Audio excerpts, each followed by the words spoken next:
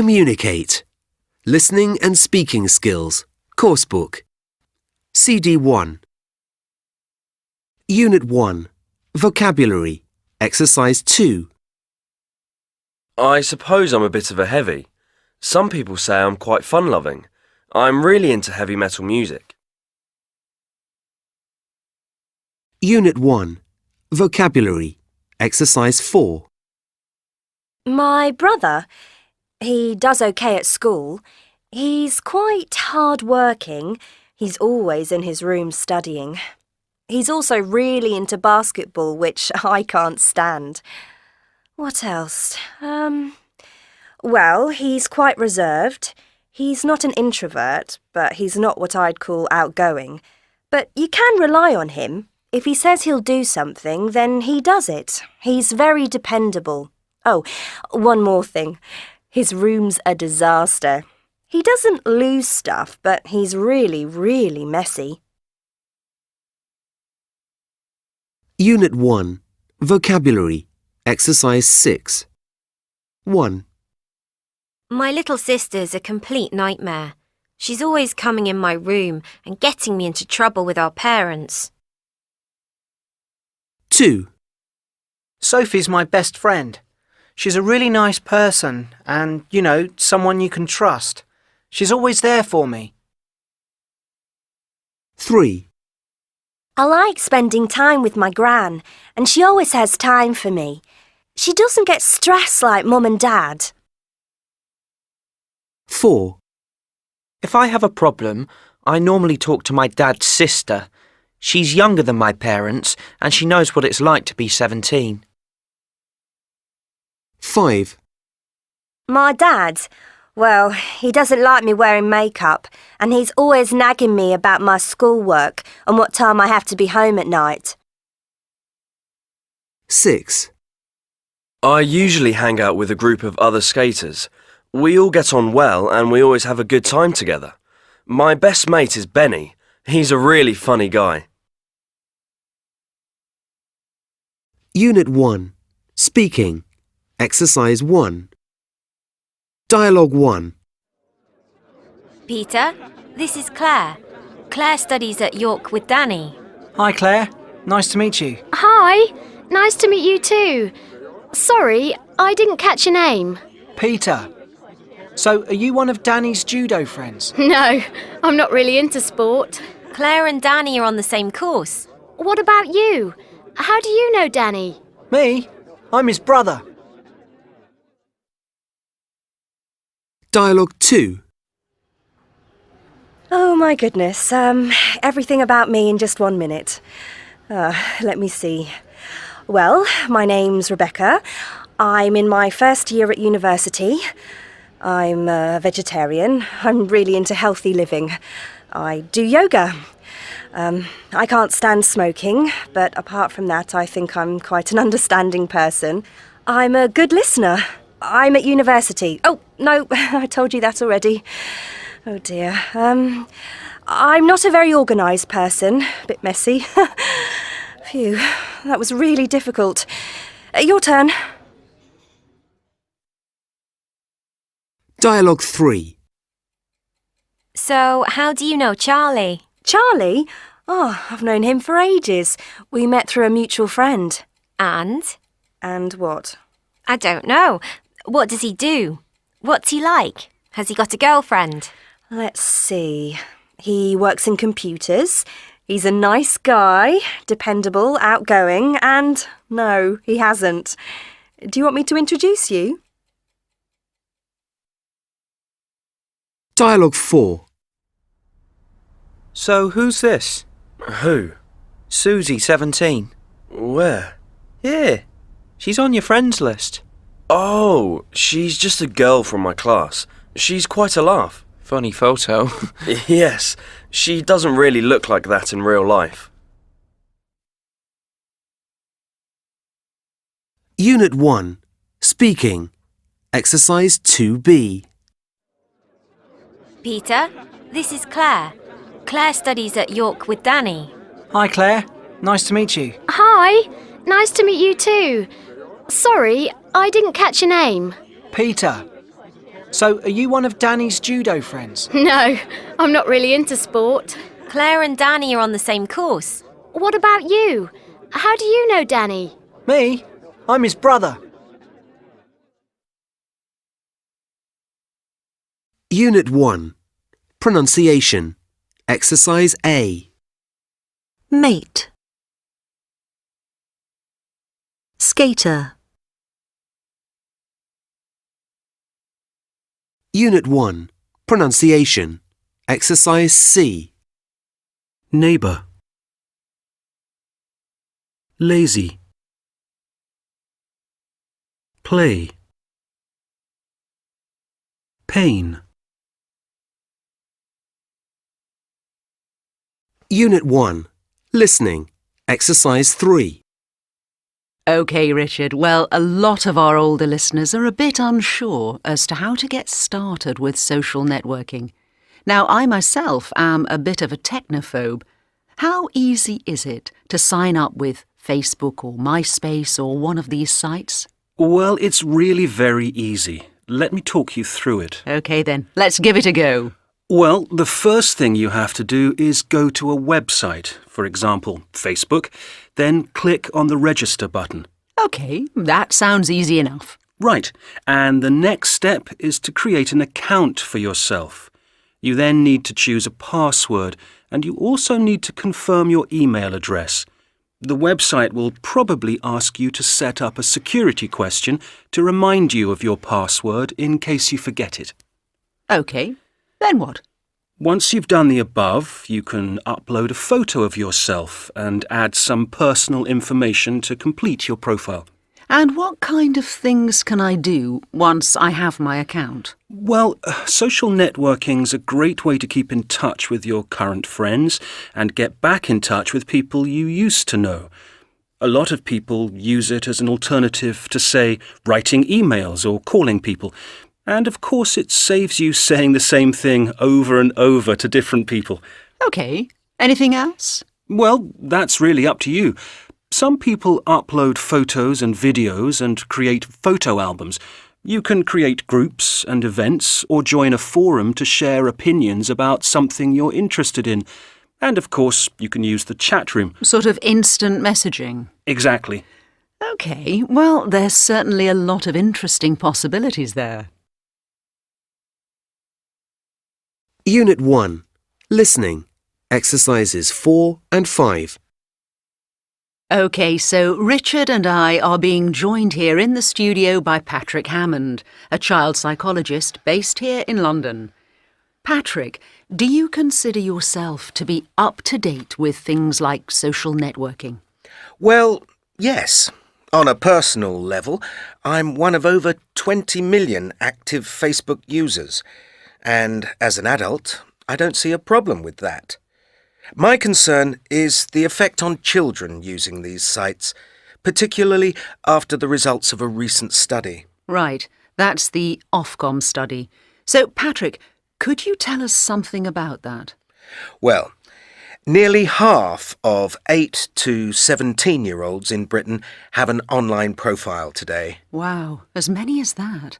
And are they using the same sites as adults? Yes, but not in the same proportions. Facebook is by far the most popular site with adults, but with young people, Bebo tops the table with 63% of profiles. And that's not the only difference. Really? So how else do they differ? Well, for me, a significant factor is that around 60% of young people use social networking as a way of making friends. With adults, the figure stands at around 17%. So 60% of young people and only 17% of adults. How far do you think that's a problem? Well, I certainly think it's changing the way young people interact. I suppose you're right. OK, so what's your opinion on that? Well, I'm not sure that's altogether a good thing. But for me, the most worrying thing the survey showed was the lack of parental control over what children do online. 33%, that's a third of all parents, say They set no rules at all for their children's use of social networks. And I think that's a pretty dangerous thing and really quite irresponsible. Richard, can I bring you in at this point? What do you think about children and social networking? Is Patrick right to be concerned? Well, yes and no. I think he's certainly right to be concerned about young children using these sites with no control or supervision, but we mustn't forget that being comfortable using computers for this type of virtual interaction is very much part of our life today, and a life skill I feel all young people should learn. Unit 1. Final task. Exercises 1 and 3. Could you tell me something about how your son spends his free time? Yes, of course. Well, he normally goes on the internet when he gets home from school, and I have heard him tapping on his keyboard till late at night, perhaps until 1 o'clock in the morning. Mrs. James, do you consider your son to be a good student? Oh, yes. He always tells me that he's done his homework. I see. And how often do you check he has done his homework? Well, to be honest, I'm very busy and don't have a lot of time to Mrs. James, what's your opinion on letting teenagers organise their own time? I think it's a good idea, isn't it? Mrs. James, do you consider your son to be an internet addict? No, of course not. Well, yes, I suppose so. What types of things do you think I could do to change his routines? You could try controlling his access to the internet.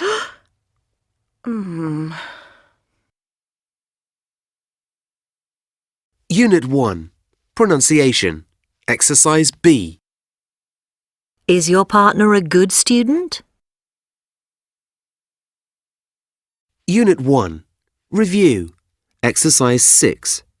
1. I want to create a social networking account. 2. My friends and I use MySpace to organise parties. 3. I've never met anyone through speed dating. 4. I've got 80 friends on Facebook. Unit 2. Vocabulary. Exercise 1. Joe here. I want to go to university and do a business studies degree. I think further education is really important, so it was obvious I had to stay on at school. So I'm in the 6th form doing A-levels and it's a lot of fun. Hi, I'm Gemma. My exam results weren't that good, but my mum convinced me to enrol on a training course to work in the hotel industry. It's a sandwich course. I go to college 2 days a week, and the other 3 days I'm on a placement in a local hotel. I'm really enjoying it so far. My name's Dean. I left school in June this year. I want to be a mechanic, so I'm going to apply for an apprenticeship at the car factory. I like the idea of doing an apprenticeship because you can learn on the job. For now, I'm helping my uncle at his garage to get some work experience. It's okay, but I want to get a job and earn some real money. Unit 2. Vocabulary. Exercise 3. Life in the 6th form's pretty good. We're more independent than we used to be at school. We have free periods and can go out of the school to get our lunch.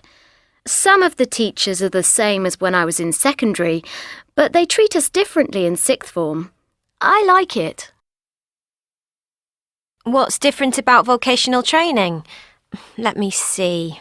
Well, the biggest difference is when I'm at the hotel on my placement. I have to talk to adults a lot and be polite to them, especially the clients at the hotel. Also, I have to be quite organised and remember to take my uniform when I'm going to the hotel. I couldn't believe it when they said we had to wear uniforms. It was like being back at school again. I still have to get up early every morning, of course, like at school, But I suppose what's really changed is that I don't have so many friends or other people of my age around me. I miss that.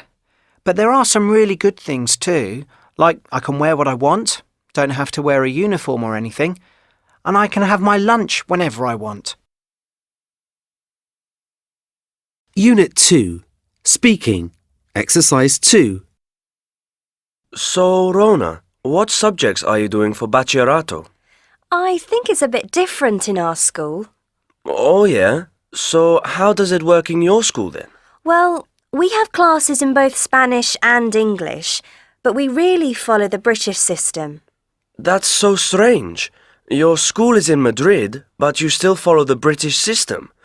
Does that mean you do British exams and stuff? Yeah, we did GCSEs last year at the end of secondary, and now we're doing AS levels. I thought it was A-levels. Well, we do AS level exams in the first year of sixth form and A levels next year, but both are really important for getting into university, so we have to work hard. Why is that? Well, say you want to do a business studies degree, like I do at uni. The university tells you what grades you need to get in your A-levels in order to get a place there. Oh, okay. Oh, yeah, and one other thing I forgot to say. Another difference is that we only do 4 subjects. What? We have to do 9. I know, we're lucky. Anyway, how does it work in the Spanish system? Well, last year we had to choose if we wanted to stay on to do Bacciarato, that's like your sixth form, or do Modulos. Hang on, what are modulos? It's like vocational training. You can train for a specific job. A friend of mine, for example, wants to be a nurse, so she's doing a modulo in health studies. Okay, so what if you don't do modulos? Well, in Bacciarato, there are some compulsory subjects we all have to do, like PE, Spanish language, English, philosophy. Philosophy? Yeah, 3 hours a week. Wow. And then you have to choose an option, the sciences, humanities, or arts branch. And again, there are some subjects you have to do. So you have compulsory subjects and optional subjects. How does that work? I mean, we can just choose whichever ones we want. Okay, take my friend Jimena, for example. She's doing sciences, so she had to take maths, physics, and chemistry. No choice, they're compulsory. But then she can either do biology or technical drawing plus one more option. And you? Which subjects are you doing? Oh, I'm useless at science. I want to be a primary school teacher, so I've opted for humanities. I had to do Greek, Latin, and history, and then I could choose between French, ICT, and history of music. Okay, so which did you choose? French. French? You're crazy. I've chosen... Unit 2. Speaking. Exercise 4B. 1. How does it work in your school? 2. You have to choose an option. 3. You can train for a specific job. 4. I've opted for humanities. Unit 2. Pronunciation. Exercise B. A business studies degree. The Spanish system. A specific type of job. She's doing health studies. Unit 2. Listening. Exercises 1 and 2. So, Tara, have you decided what you want to do next year? I'm not too sure, really. Okay. Well, last time you were thinking about studying architecture. How are you getting on with your GCSEs? OK, I'm quite good at English, maths and art, but I'm useless at history and I hate physics. I just can't see the point. Well, I'm afraid you should do physics A-level if you want to do architecture at uni. I think I've had enough of physics, and anyway, I don't think I'll pass. Maybe architecture isn't really for me. OK. Well, it's a good idea to think about all the options. Let's look at some other possibilities. What do you like doing in your free time? Well, tennis and going out with my mates. Anything else? Well, I'm really into photography. I've got a small camera just now, but I'm saving up so I can buy a new digital reflex camera. OK, so English, maths, art and photography. Maybe something like advertising? Sounds okay. So how could I do that? Well, whatever you decide, you should go on into the sixth form and do A-levels. You can just leave when you're 16, but I wouldn't recommend it. Advertising is very competitive, and your qualifications are going to be important. No, definitely. But when you leave school, there are different possibilities. You could combine some type of vocational training with work experience. I don't know. I think my mum and dad really want me to go to university. Well, some universities offer specific degree courses in advertising and marketing. Cool. Yeah, that sounds good. OK. In that case, I think you should take a look at these websites.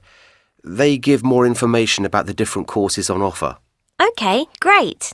Why don't you have a think about it and maybe come back and see me next Wednesday and we can talk some more? OK, fine. See you next week. Unit 2. Pronunciation. Exercise A. I'm good at English. I'm useless at physics. I've had enough of physics. It's a good idea. Have a think about it. Unit 2. Final task. Exercise 2. So, Maria, can you start by telling me about your studies? I'm doing humanities. I'm sorry, I don't know too much about the Spanish system. Could you tell me a bit about it? Well, you can do sciences or humanities. I'm doing humanities. I see. And what do you want to do after you finish school? I don't know. No plans. Are you thinking of going on to university or looking for a job straight after school? I don't know. University, I guess. To study? I don't know really. OK. And what do you do in your free time? The usual. Going out with my friends, going on 20, you know. No hobbies? Sports? Well, I play basketball sometimes.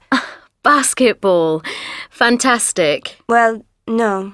I'm useless at basketball, really. OK. So, tell me, Maria, why are you interested in coming to Camp Sur? I don't know. My mum said it was a good idea. I see. And what do you think you can offer the camp? I don't know. Talk to people, I guess? Right. So, finally, Maria, have you got any questions about the camp?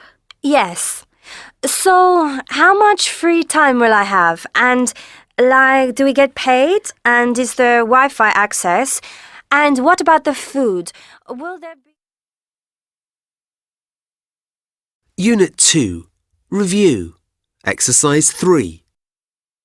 1. In Britain, you do these exams when you're 18, before you go to university. 2. It's a person who helps you decide what to study or gives you information about finding a job. 3. It's the school you go to after primary school and before sixth form. 4. It's an adjective we use to say that something is obligatory. You have to do it. 5. This is a type of education which is directly related to a particular area of work. Unit 2. Review. Exercise 5B. 1, I work in a school. 2, I'm not a teacher. 3, I hate exams. 4. Have a talk about it.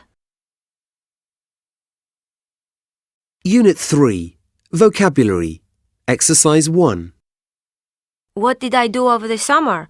Well, I went to the beach, of course, but I also spent 4 weeks studying English in Brighton. That was incredible. It was cold in August, but Brighton was fantastic. There were so many other Spanish people there that I didn't feel homesick for a minute. Also, I stayed with a host family and they looked after me really well, except for the food. Ugh, I didn't like that. I missed my friends a lot, but I met lots of great new people. Unit 3, Speaking, Exercises 1 and 2. Speaker 1.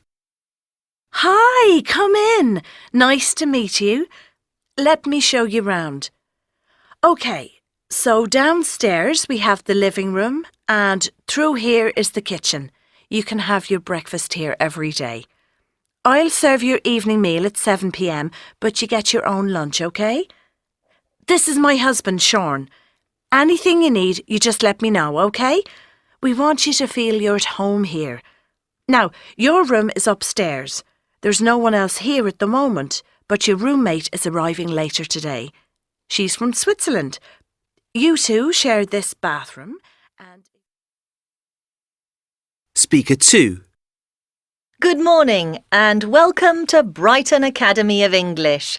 My name's Sarah Johnson and you should come and see me about any questions concerning your English classes. I know that some of you are here to do the General English programme, which starts tomorrow morning, and some of you have opted for the Intensive English course, which starts this afternoon. If you chose the intensive option, then please go to Margaret at reception to pay the balance of your course fees. The rest of you can pick up your study packs here and complete the enrolment procedure tomorrow morning.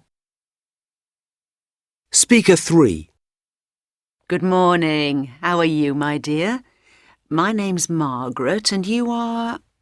OK, yes, here you are. I see you enrolled on the Intensive English course and, yes, you've already paid your deposit of £100. Now, you need to pay the balance of £350. Can you fill in this form with some more personal details? Oh, and how will you be paying? With cash or a credit card? Speaker 4. Hi, my name's Dirk. I am a student at the Brighton Academy. I am from Holland and I'm studying on the General English program. This is my second summer at the Brighton Academy. This year I'm staying in a hall of residence. Some students prefer the host family option. It's a great way of learning English and maybe it's good for you if you feel homesick too. I know my parents would prefer me to stay with a host family. But the thing I like about staying in a hall of residence is that you have your own room. I'd rather have some personal space than live in a family situation. I think what I'd like most of all would be to share an apartment. Unit 3, Speaking, Exercise 4. Hi, my name's Dirk. I am a student at the Brighton Academy. I am from Holland and I'm studying on the General English program. This is my second summer at the Brighton Academy. This year I'm staying in a hall of residence. Some students prefer the host family option. It's a great way of learning English and maybe it's good for you if you feel homesick too. I know my parents would prefer me to stay with a host family. But the thing I like about staying in a hall of residence is that you have your own room. I'd rather have some personal space than live in a family situation. I think what I'd like most of all would be to share an apartment. Unit 3, Pronunciation, Exercise A. show, Sarah, shine, see. Unit 3. Listening. Exercises 1B and 2.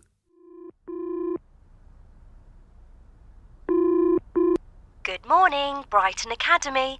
How can I help you? Good morning. I was phoning for some information about your school. Okay, sure. What would you like to know?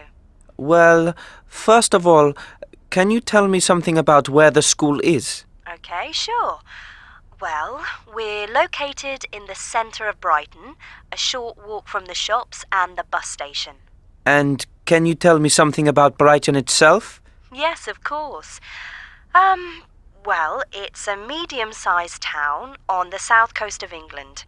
We have some of the best weather in the UK. There's a couple of theatres, 2 or 3 cinemas, and lots of shops in town. We've also got some great beaches. Okay. What about the courses on offer? Well, we have various different types of course. We have general English, naturally. Then there's a specific exam preparation course. Business English, although that is more suited to business executives. You're not a businessman, are you? No way. And of course, there's the Young Learners course. Oh, but I think that'll be a bit too young for you. You're not under 10, are you? No, I'm actually 17. Oh. Well, we also have online English and a survival English course, especially for tourists. So, what type of course are you interested in? Well, I'm preparing to go to university in Spain, and I want to improve my English. Okay, well, our general English course will probably be best, but if you decide to enroll, they'll ask you to do a level test to put you in the right class. All the teachers are native speakers, right? Of course. And how long are the courses? Most students sign up for 2 to 3 weeks in the summer, sometimes a month. It's up to you, but the minimum is a week. How many students are in the class? Well, the maximum number of students per group is 12. I see. And how many hours of classes are there per day? Well, there are 3 hours in the morning, 2 with your main class teacher and 1 with another teacher. And then after lunch, we have optional conversation classes from 2 to 3:30. What about social activities? Do you have anything like that? Certainly. We have a social organiser who puts together a daily programme of sporting and cultural activities. And there are guided tours every weekend to places like London and Oxford. Okay. I also wanted to know about different types of accommodation. What options are there for that? Well, most teenagers stay with host families on their first visit. We also offer places in the Hall of Residence at Brighton University, or you can organise your own accommodation independently. It's up to you really, but I'd recommend you stay with a host family. Okay. So, finally, what do I have to do to book a course? The easiest thing is to go onto our website. That's www.brightonacademyoфenglish.com. That's all together, all lowercase. And there you've got full information about course dates and prices, and there's an online registration form. That's fantastic. Great. Thanks very much for your help. No problem. Oh, sorry, what's your name? I'm Margaret Duncan. I'm the school receptionist. Okay, well, thanks again. Bye. Goodbye. Unit 3. Pronunciation. Exercises A and B. Hour. Hall. Abroad. Half board. 4. Unit 3. Final task. Exercise 2. I think it's really important to have Wi-Fi access in a language school. Why? Because if you're far from home, you might want to check your emails. OK. I think excursions and outings are very important too. I don't.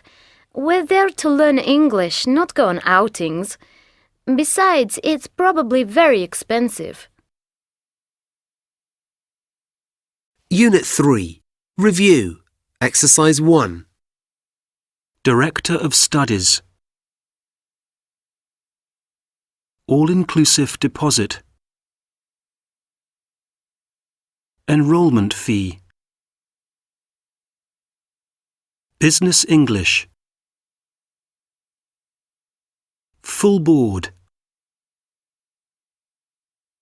General English. Grant. Group class. Hall of residence. Receptionist. Roommate. Self-catering. Shared apartment. Host family.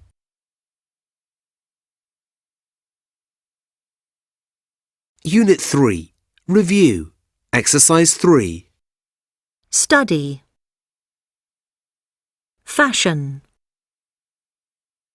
Attention. Course. English. Session.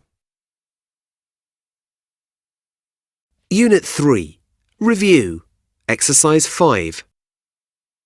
I was interested in some information about your English classes. What would you like to know? First of all, I wanted to know what different courses you have. OK, so we have a range of courses: intensive, extensive, general and exam classes. Oh, good. I'm interested in preparing the first certificate exam. Fine. We have first certificate courses starting next month. Is that a group class or individual? Individual, I think. How much is that? Well, individual classes cost €35 an hour. Ah, well, maybe group classes then. Sure. Well, we have daily group classes on our intensive program. How many students are in the group? A maximum of 8. That sounds great, thanks. I'll think about it and get back to you. Unit 4. Vocabulary. Exercise 2. Dialogue 1. OK, so that's the Times and Hello magazine. That's $2.50, please. Actually, I'll take some chewing gum too. Chewing gum, it's on the shelf down there. Great. How much is that? That's $2.89 altogether then. Here you are.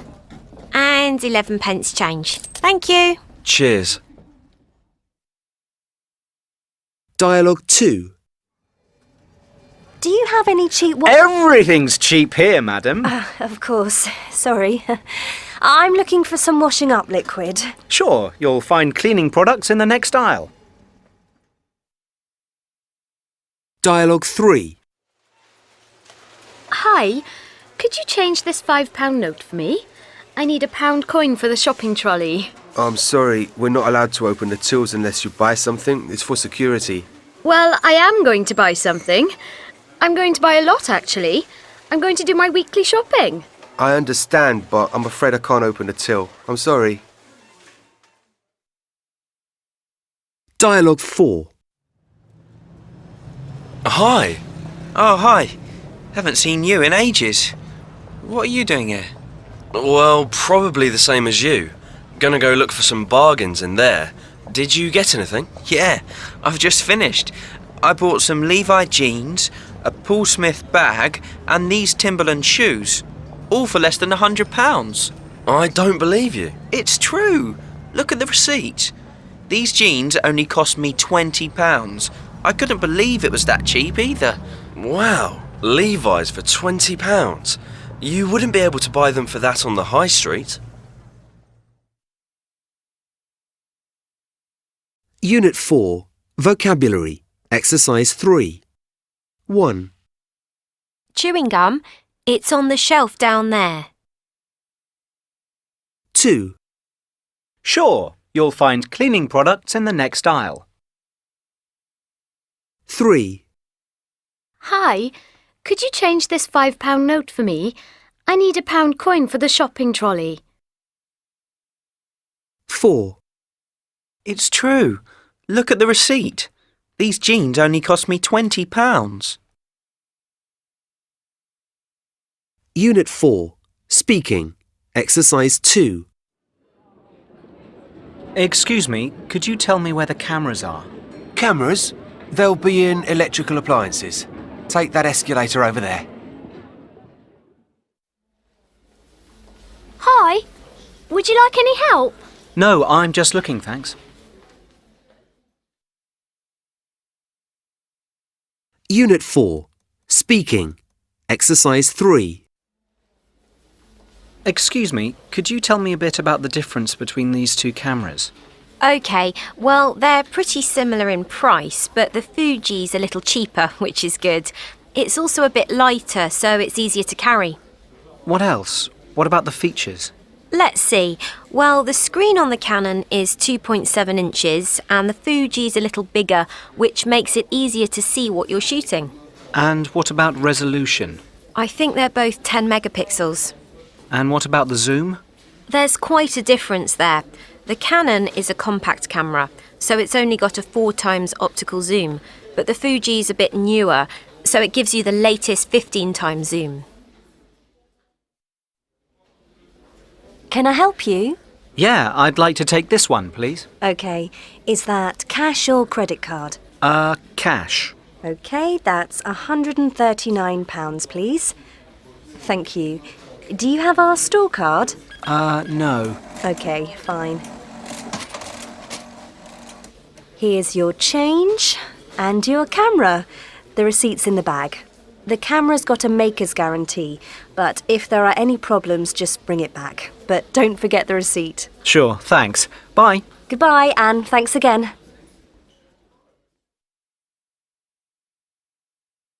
Unit 4, Pronunciation, Exercise A.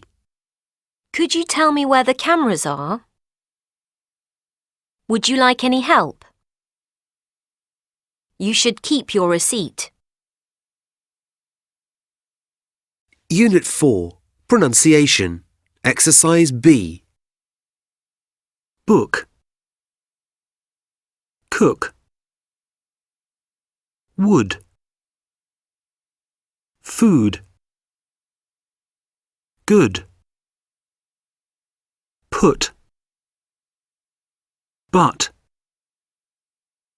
cut, full, pull, pool. Unit 4, Listening, Exercise 2. Part 1. Hi, welcome to Consumer Affairs, the programme that helps you get the most out of shopping. Today we're talking to a consumer rights champion. His name is Paul Hay, and recently he won an award for his efforts to protect customers from unscrupulous shops, banks and big business. Paul, welcome to the show. Thank you, Vanessa. Pleasure to be here. Paul, I'm amazed that after 20 years of TV and radio programmes about protecting the consumer, people are still not clear about their rights. That's right, Vanessa. But it's not just the fault of consumers. The problem is made worse by shop workers who sometimes try to confuse the consumer. OK, so let's start with the basics. If I buy a product from a shop, I have an automatic right to a guarantee. That's right, isn't it? Absolutely. The manufacturer of a product must supply a guarantee to the consumer by law. However, the length of the guarantee can vary. It can be anything from 6 months to 10 years. OK, so if there's a problem with a product, who do I, as a consumer, go to? Do I have to contact the maker of the product? No. The law states that the supplier, and that means the shop, has a duty to respond to the customer. If the product doesn't work, either because it's faulty or it doesn't do what the shop assistant said it would do, then the shop has to help. They can't just tell the customer to contact the manufacturer. Great, but does that mean that the shop must give a cash refund? If you take the product back within a reasonable length of time, normally 15 days, then yes. That's why it's so important that you keep your receipt.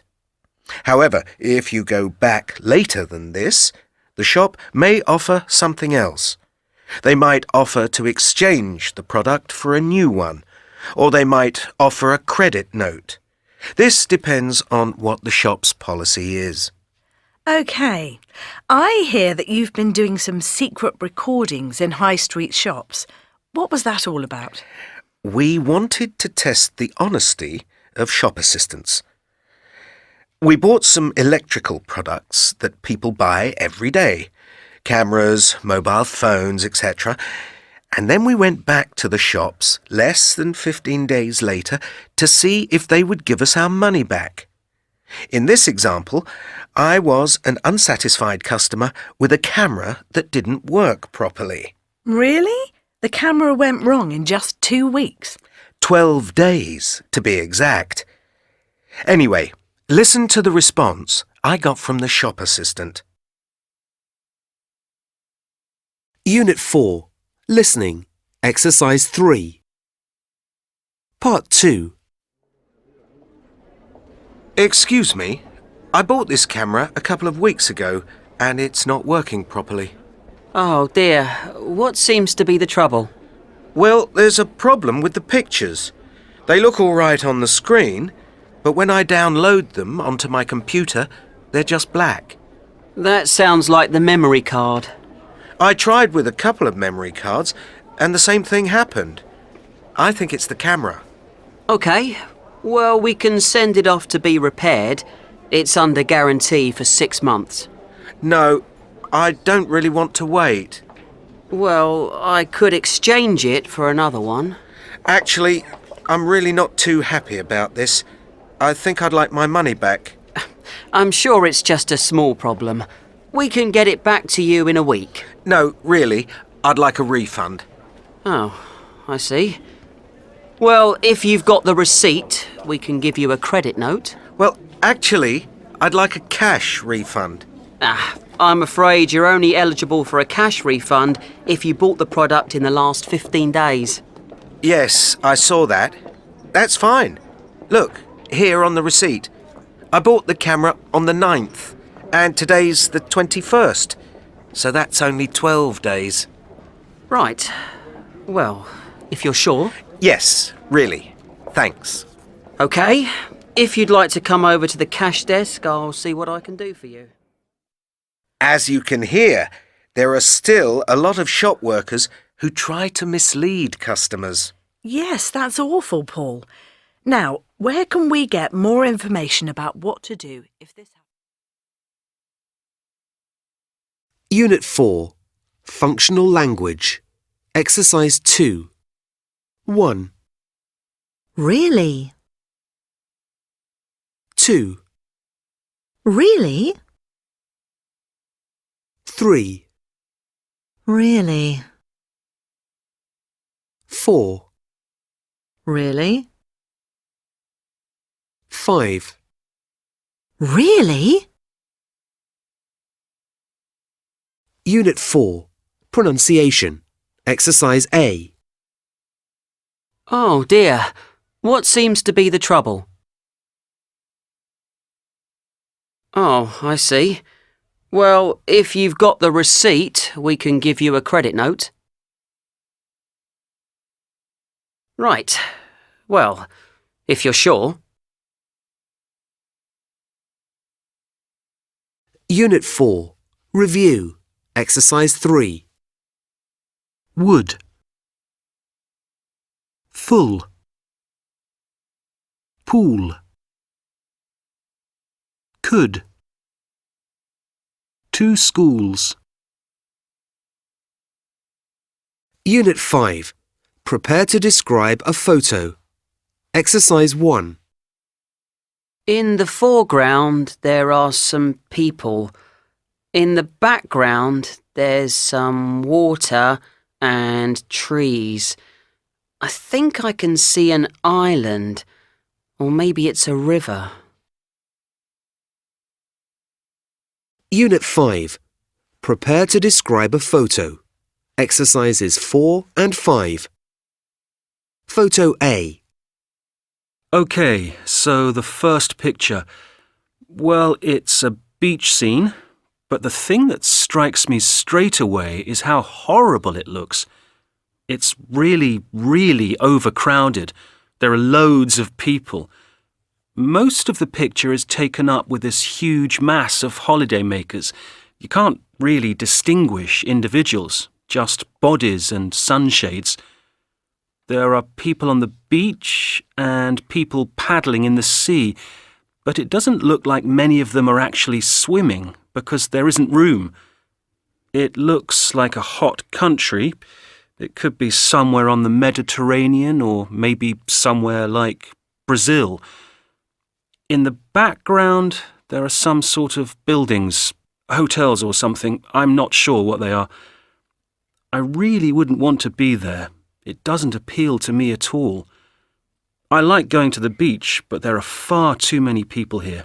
That's not a holiday for me. Photo B. This is a lovely photo. In the foreground, there are two people up a mountain or on a hillside with a river or lake below.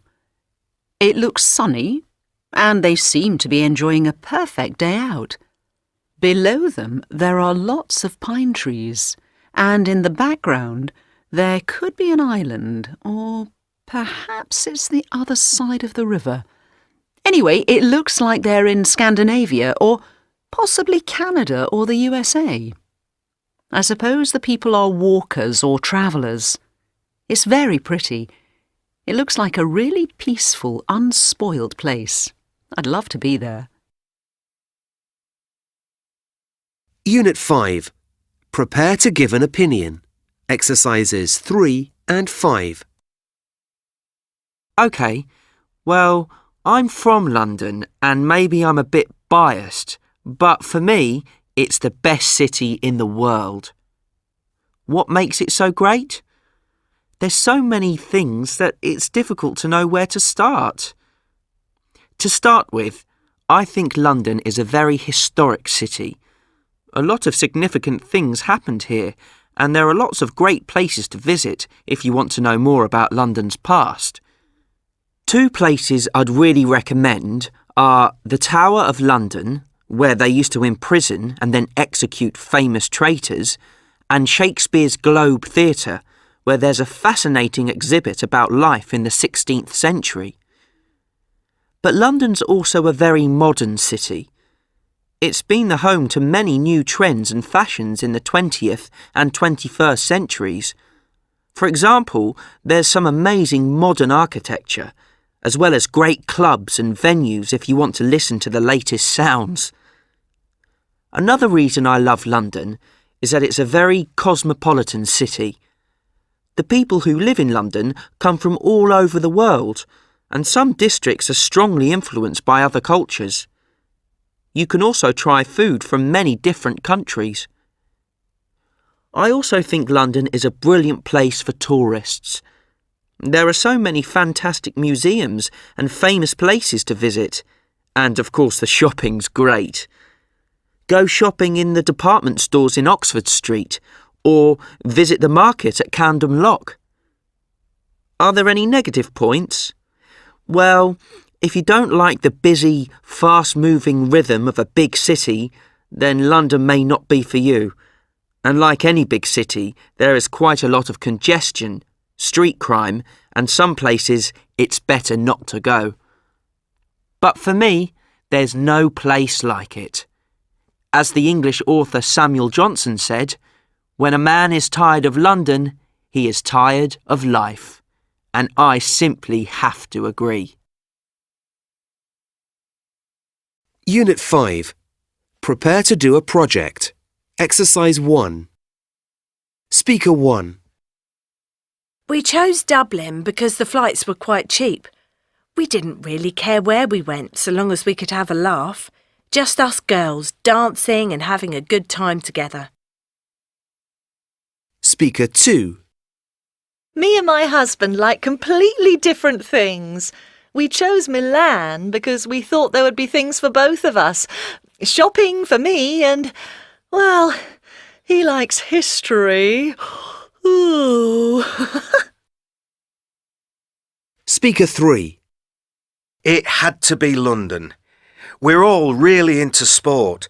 We play in a local league and we wanted to visit Wembley Stadium, Wimbledon, and also take a look at the different Olympic venues. Unit 5. Prepare to do a project. Exercise 2. Speaker 1. We chose Dublin because the flights were quite cheap. We didn't really care where we went so long as we could have a laugh. Just us girls dancing and having a good time together. Dublin's okay. I mean, it's pretty and all that. Some nice old buildings and it's a bit cheaper than Manchester. But we could be anywhere really. It's more about all the girls being together and giving Simone a brilliant weekend than where we are. I'm having a great time. Speaker 2. Me and my husband like completely different things. We chose Milan because we thought there would be things for both of us. Shopping for me and, well, he likes history. Ooh. We're having a good time.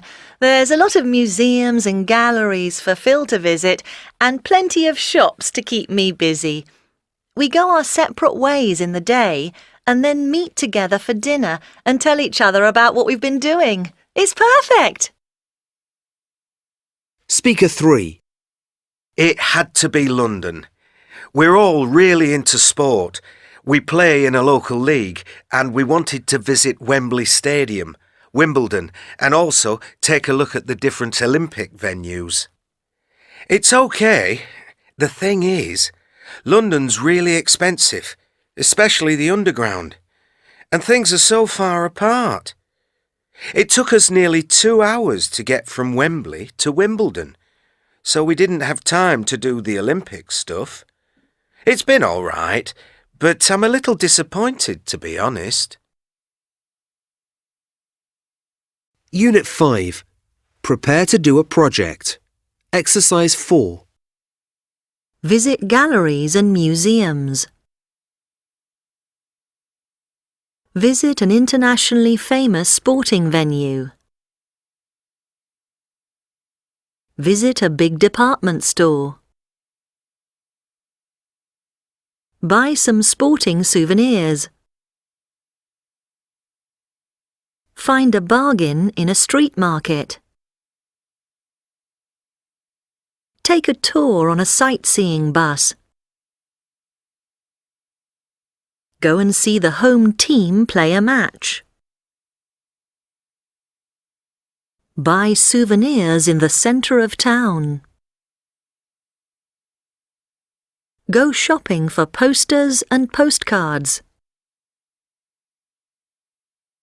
Go window shopping in the designer clothes shops. Take a guided tour round the old part of town.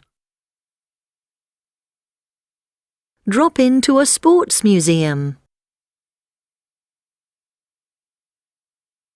Unit 6. Vocabulary. Exercises 4 and 5. Speaker 1. Well, I've been playing this sport for about 5 years. I'm in a team. We have training twice a week and matches on Saturdays. We play in a local league.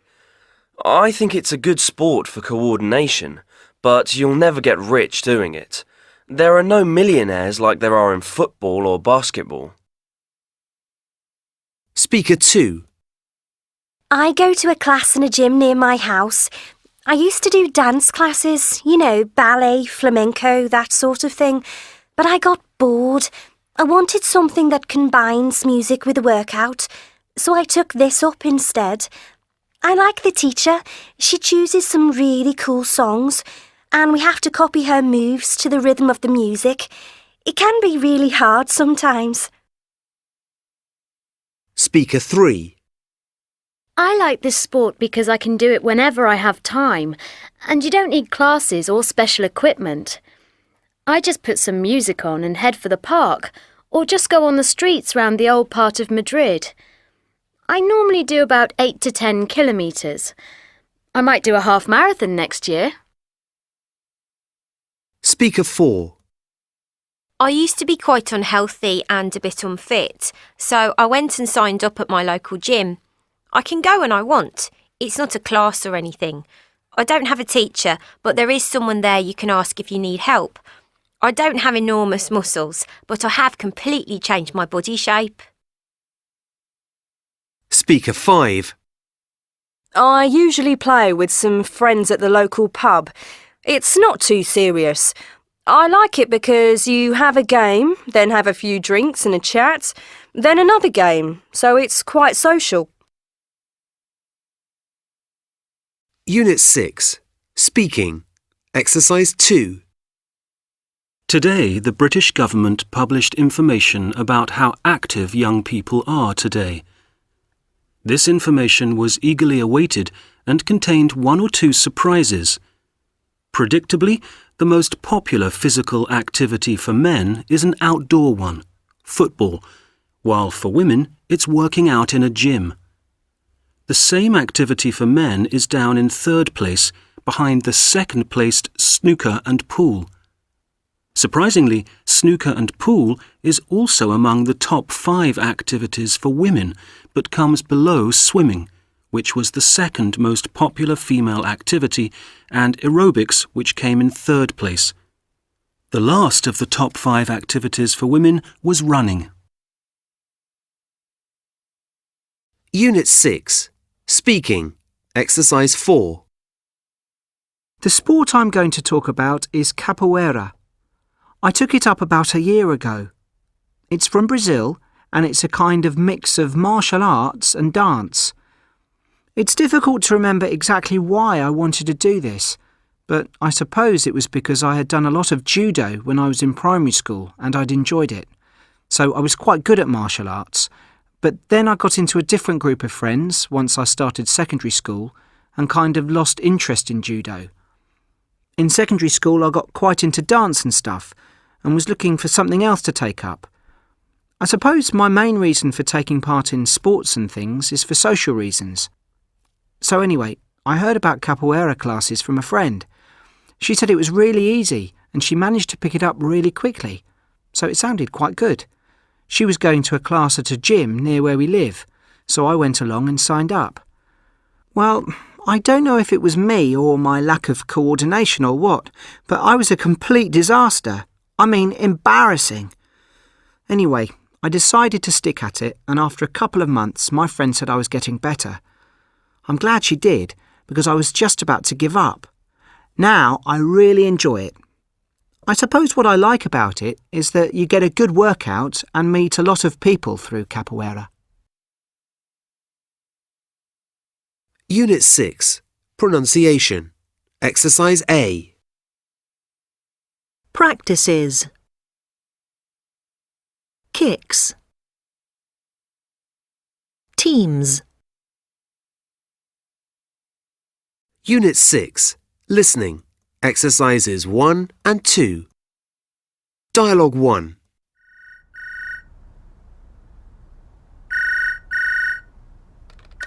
Hello? Hi, is Sally in? Yes. Who's speaking, please? This is Celia. I'm in her class at school.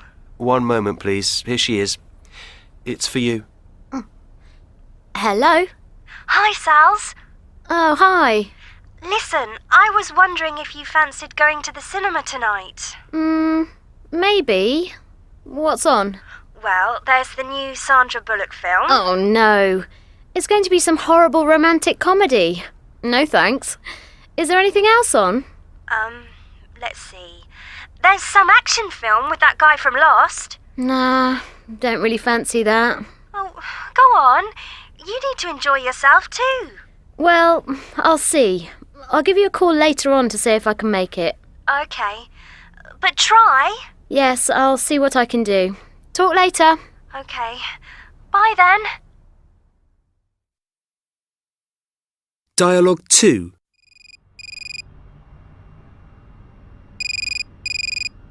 Hello? Hi, can I speak to Mark, please? Oh, hi, Carl. Just a moment, I'll get him. Mark, it's Carl for you. He's just coming. Hi, mate. How you doing? Good. Have you finished the maths yet? Yeah, it was really difficult. You? Yes, just about. Listen, are you free on Saturday night? Saturday? Yes, I think so. Why? What's happening? No, it's just my uncle's got 2 free tickets for the Muse concert at Wembley, and I wondered if you wanted to go. Oh, yeah? Nice one. Who's going? Just you and me and my uncle and his friend. Great. What time does the gig start? Well, it starts at 8:30, so we'll call for you around 7. Could we make it a little later? I've got a basketball match at 3, and I won't be back till just before 7. Okay, well, 7:15, but no later. The traffic could be quite bad. Okay, 7:15, no problem. Great, I'll look forward to it. Thanks, mate. Cheers, see you tomorrow. Unit 6. Functional Language. Exercise 1. Dialogue 1.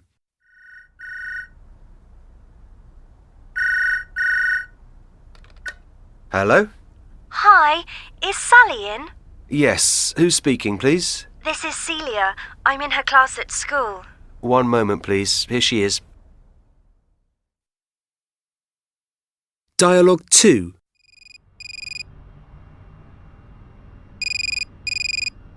Hello?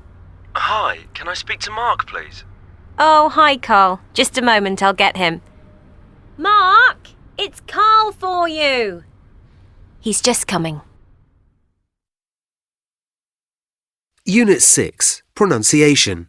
Exercises A and B. Do you want to go bowling? Do you fancy meeting later? Unit 6. Final task. Exercise 2. Hi, Marta. It's Dave here. I was just wondering, do you want to do something later? Maybe. That's great news. And you know what? I've already bought us 2 tickets to see the new Star Quest film that's just come out. But I don't like sci-fi films. Yeah, but I remember you told me you love the cinema. Come on, you'll enjoy it, I promise. Well, it's just that I had something else planned for tonight. What? Yeah, I've just remembered that I arranged to meet Trish. Sorry. Unit 6. Review. Exercise 5B. Are you free on Saturday night? Yes, why? I was wondering if you fancied going out for a pizza.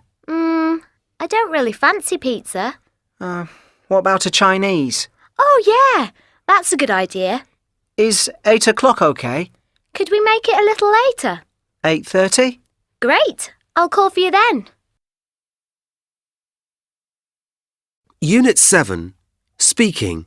Exercises 1 and 2. Extract 1. Have you seen that new car advert? Which one? The one with the robots. I think it's really cool. Oh, yeah, the one with the slogan, designed by artists, built by robots, driven by you. But what car's it for? What? What's the make of the car? Oh, no idea. But I like the ad. Extract 2. Modern life is stressful for all of us. We're always on the go, never seem to stop. That's why I make sure my family boosts their defences with new Act Flora, the probiotic drink that protects your body from the inside. Don't delay, use Act Flora today. Extract 3. OK, so Lizzie, you're looking at the campaign for magazines and posters. Now, Craig, what about the jingle? Well, the company wants to get across the idea of being able to have a cup of key coffee whenever you want. So I was wondering about something like, your time, my time, any time is key coffee time. OK, well, that's a start. Maybe we could make it sound a little more modern? Extract 4. A good logo has 3 principal characteristics. Firstly, it must be easy to remember. Second, it must work equally well in black and white or colour. Finally, it must work on both a large scale, so that it looks good full size on an enormous hoarding, or small on office paper, pens, etc. If you look at the screen, you'll see a classic logo I'm sure you all know, for the Open University. A very simple design incorporating the 2 initials O and U. Extract 5. OK, so I think we can promote the new courses on the homepage by putting a banner across the top of the screen. Something nice and eye-catching. Right, maybe in a different colour to the rest, and maybe a pop-up?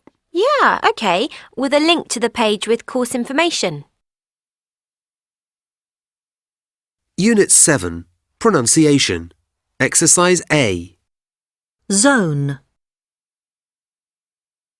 Song.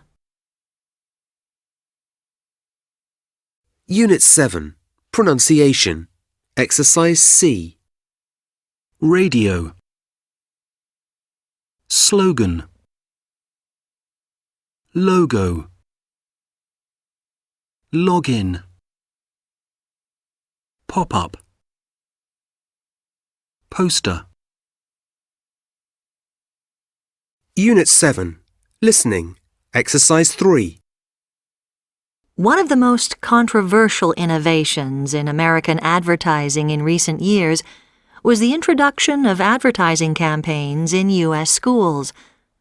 The idea was first used in Colorado in the 1990s and has been a focus for argument and controversy ever since. Of course, it all started for a very important reason: money. The school board in District 11 was facing a severe financial crisis. The number of children in school had risen, but they couldn't generate enough money from taxation to pay for education. Something had to be done. Working with the help of a professional in marketing, the school administrators negotiated contracts with major companies to advertise on school buses, in sports stadiums, and inside the schools themselves. The benefits are obvious. Those in favor of the project point to the money that was generated to improve schools, sponsor reading programs, build resource centers, and so on. There's no doubt that school facilities have improved. However, some people say the price has been too high. Critics argue that placing advertising in schools where parents can't control it is exploiting children. Supporters of the scheme say that children nowadays are exposed to advertising all day anyway. But opponents point out that parents can at least turn off TV commercials.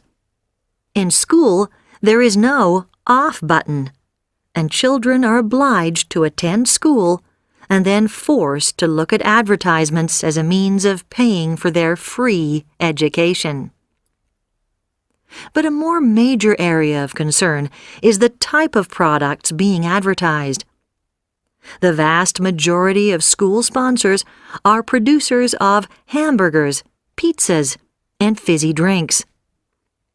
There are very real fears that saving school finances on the one hand is having a devastating effect on children's health on the other. The USA is a country where obesity is a major health problem and a significant cause of illness in adult life.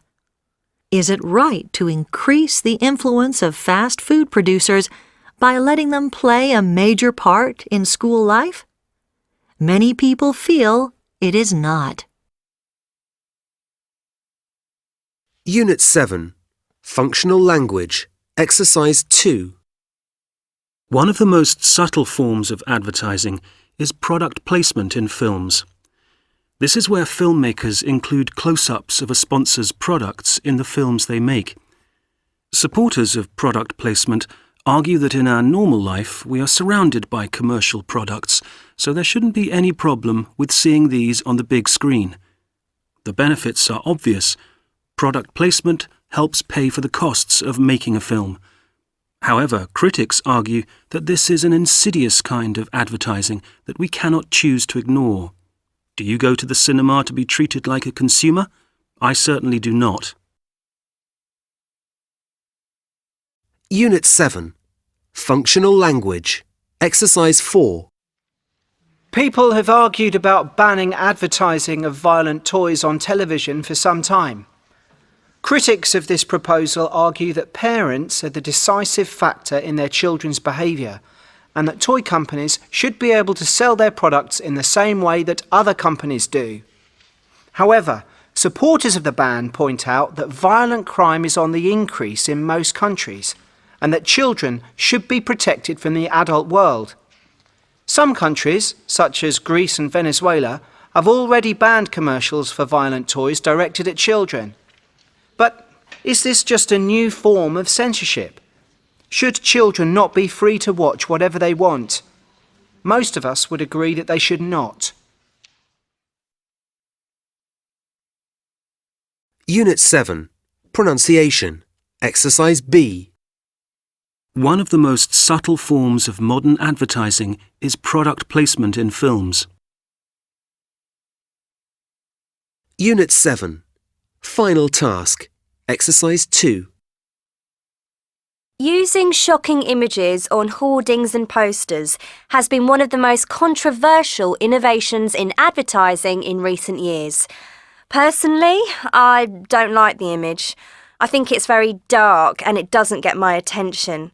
I think it's a good idea to use shocking images to stop really serious problems in society, like men attacking women, but that's something for adults. I don't think young people have any serious problems, so I'm against the proposal.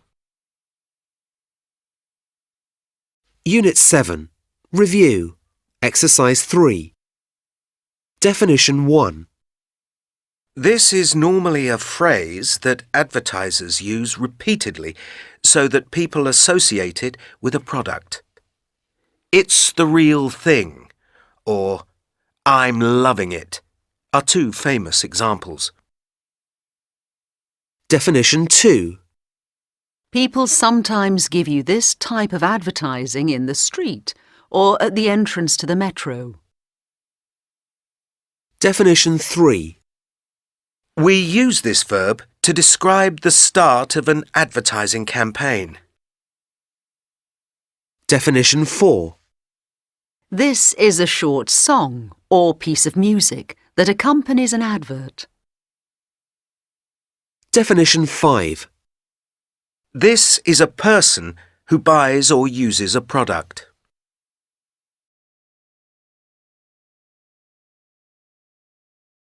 Leave a like and subscribe.